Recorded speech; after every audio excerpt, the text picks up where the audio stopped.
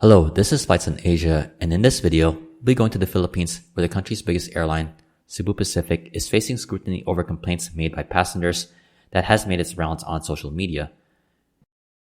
These complaints by customers is setting itself up for an inquiry in front of Philippine lawmakers. The complaints against Cebu Pacific include multiple technical and operational issues which have led to inconveniences for passengers.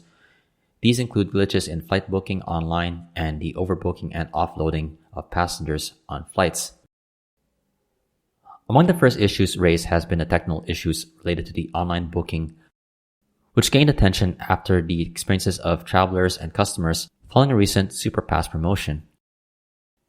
This promotion would allow customers to book a single one-way ticket on the airline for around 99 pesos during the month of April. Bookings would not necessarily have to be done during the day, but instead travel and booking could be done during the month. However, some customers did complain that the vouchers were put on hold and they never received confirmation emails. According to a report from Philstar, some customers were charged for their bookings multiple times despite getting failed booking messages, and attempts to reach the airline for assistance did not receive a satisfactory answer. The other issue that has been raised has been Cebu Pacific's practice of overbooking and offloading passengers.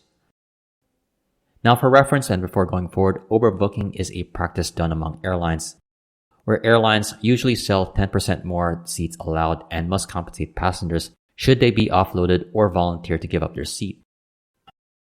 Lower than the industry standard 10% rate, the Philippine Civil Aeronautics Board has placed the overbooking limit to around 5% more seats.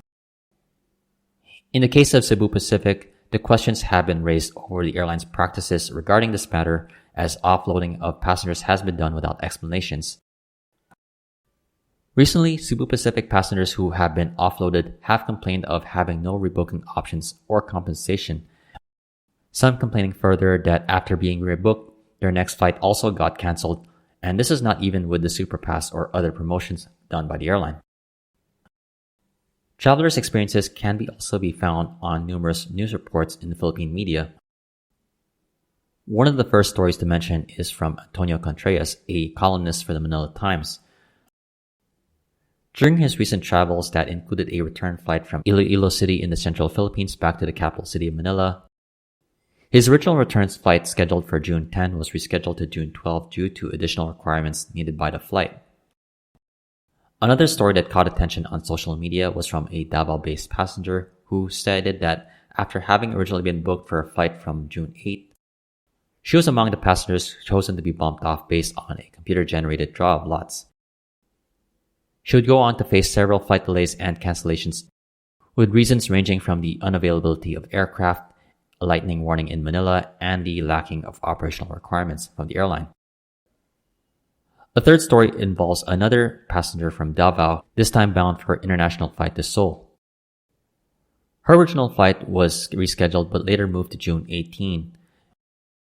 With tours booked, the traveler had to rebook new tickets at a much higher price. These are just some of the experiences that have been highlighted among Cebu Pacific passengers who have been affected by flight cancellations and rebooking issues. These complaints and more have led to scrutiny among the Philippine government regarding Cebu Pacific and whether it is adhering to a law in the country known as the Air Passenger Bill of Rights, which was enacted in 2012. Recently, in the Philippine Senate, Senator Nancy Binay issued a resolution number 575 which emphasized the issues raised by customers such as not receiving adequate assistance from the airline and the impact on Philippine air travel caused by these issues. In the resolution, Binay said, quote, "With the sheer number of passenger complaints, traveling in the Philippines have become extremely frustrating." Further adding, "It is no longer a pleasant experience." Following this resolution, there now is a Senate committee hearing that will take place on June 21.